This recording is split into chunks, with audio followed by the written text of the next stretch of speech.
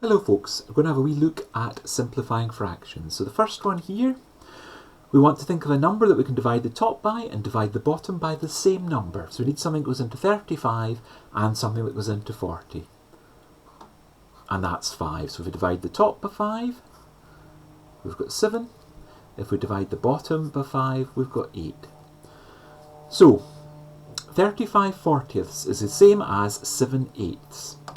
And we achieved that by dividing the top by 5 and dividing the bottom by 5.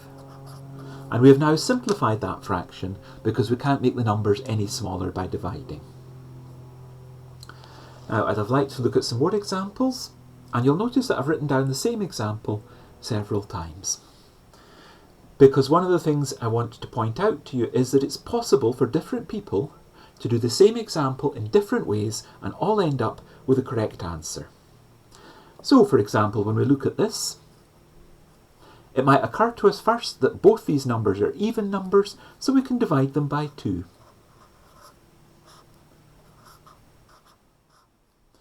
And looking at that again, still even numbers, we could divide by 2 again. Okay, so it is getting simpler. 9 and 12, they don't divide. 9 doesn't divide by 2, but it does divide, and so does 12. So this one we can divide top and bottom by 3 to get 3/4.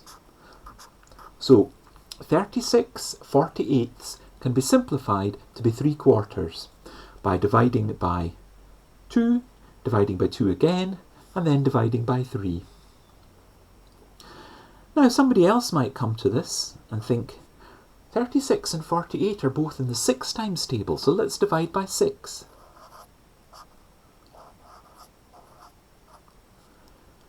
Six and 8 are both in the 2 times table, so let's divide by 2. And notice, although they did it in a different way, they've ended up with the same answer. The correct answer is that 36 48 simplifies to 3/4. Somebody else might come to this and think, I'm going to divide by 4 first.